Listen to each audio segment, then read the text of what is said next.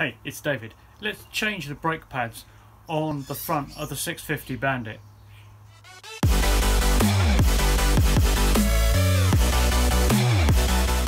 This video is part of a mini-series on the Bandit front brakes. Instead of making you sit through a long video and try and pick out the bits that you need from it, I've recorded in several short videos individual skills that you can look at easily. If you need another skill, you can go and watch that video as well. So this one is changing the front brake pads on the 650 Bandit. Doesn't matter whether it's ABS or non-ABS, makes no difference at all. It's a simple skill and it's very easy so long as your brakes are well maintained. If it's been a while since you've been into the brakes, then there may be some corrosion issues which are going to cause a little bit of delay and a little bit of work to actually get the brakes back to standard. In order to change the brake pads, we need to take the calipers off, and in particular there's a retaining pin that holds the brake pads in. This often corrodes. If you're still running the original OEM pins, that will probably be rusted in place and it probably will require some heat to release. If you are still using those, I would suggest when you buy the brake pads, you also buy a new retaining pin.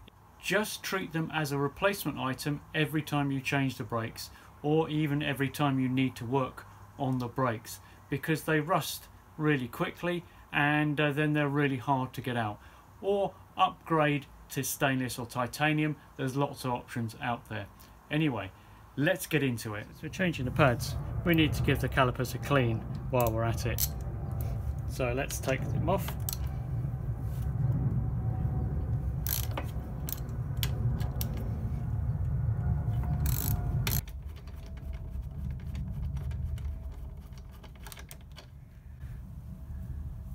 Now we want to push the pads back a bit, just so they come off the disc easier. So these seem quite loose.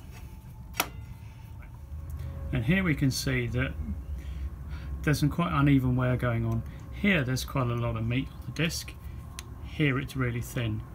Here again it's quite meaty, and here it's quite thin. So that suggests that the pads aren't biting evenly.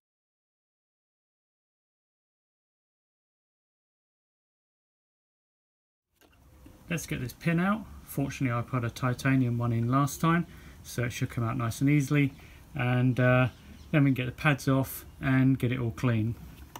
This is held on by a spring clip.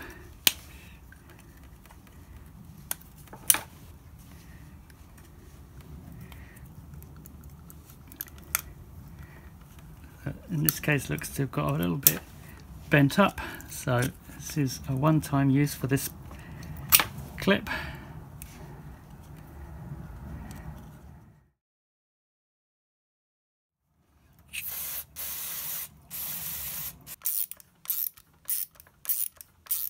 Right, that pin was unexpectedly tight in there, and eventually I had to actually get a hold of it and pull it out. So clearly a little bit overdue for maintenance. And with that out of the way, I can now remove the pads. We can see here that they're still got some life left in them, but they're pretty borderline and right down to the minimum on this end. So overdue for replacement. We can get in here and clean all the rubbish off the pistons.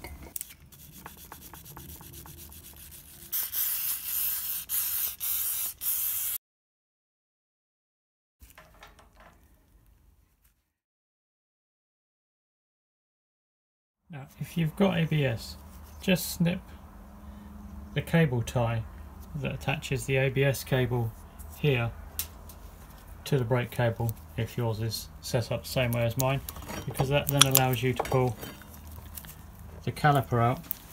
And now you'll notice here I've just got this pin partly out at the base. You see that white corrosion? This is what causes these pins to stick in, especially if you're running the original steel pins, which then rust, and then you've got the galvanic corrosion between steel and alloy, which is never good, and can be really difficult to get these pins out.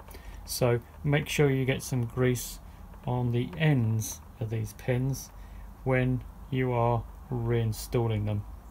You don't want grease in the middle.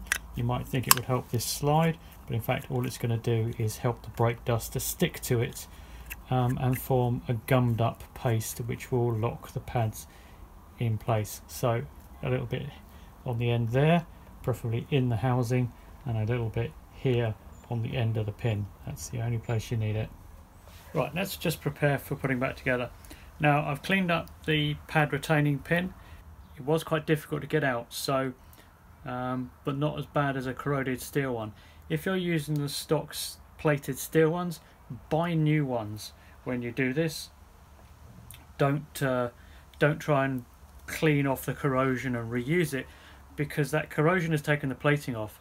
All that's going to happen is it's going to re-corrode, and it's going to be very difficult to get back out. Now note that the brake pads are sided, so line up the pads you took out to make sure you've got the ones for the right side or the left side, or whichever it is you're using. So I've checked these are the correct pads to go back in. Now lubrication, the slider pins on here, I like to use lithium grease. It allows the brake to slide backwards and forwards as you apply the brake pressure. Because what you'll note is the pistons are all on one side, so that means how this brake works is that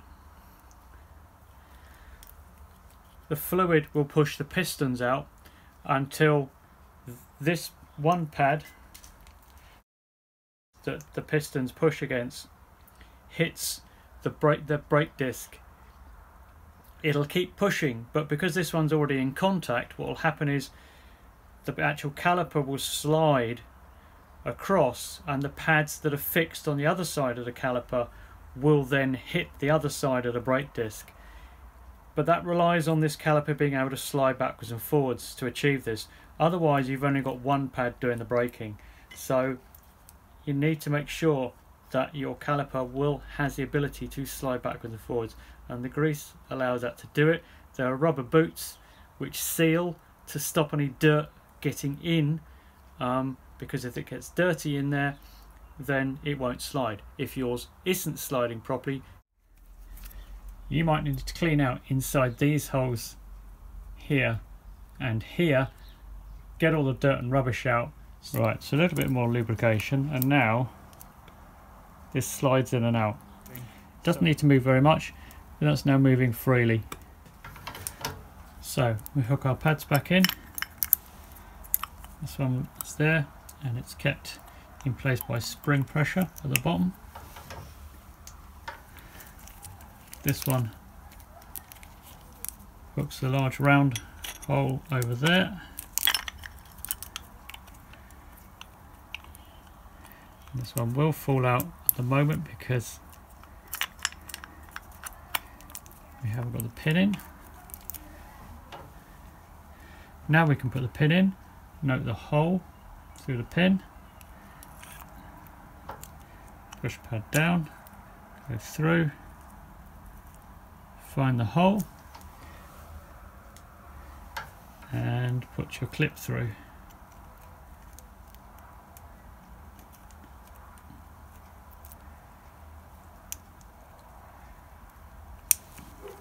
Hold it in place, stop it coming out, and it's ready to go back on. A little bit of copper grease on the bolts. If we've got the pads far enough apart, because we've pushed the pistons all the way back in. Now I'm not happy that that pad is bouncing out quite so much. Now I've got my bungee off. If it does it again, I'll just bend the spring up a little bit so it keeps it in place.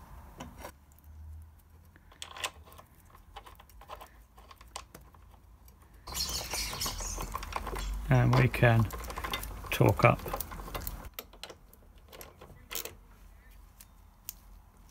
We can just check here. You can see the caliper moving backwards and forwards on its sliders, which is what should happen. As the caliper moves out, the second pad hits.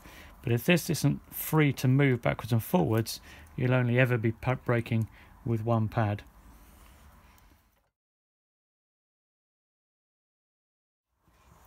Right, so there we are. That's all there is to changing the pads on the 650 Bandit. You may well have issues, as I did, in getting the pin out, and that's with a titanium replacement pin. And the reason for that was I think I didn't actually lubricate it properly when I put the last one in. So make sure you do that. And if you aren't at the stage yet of doing it on your bike, when you do order the pads, remember to order replacement pins if you're using the OEM ones. So anyway, a simple skill. Don't forget to watch the other front brake videos if you need to. And thanks very much for watching, and I will catch you guys again soon.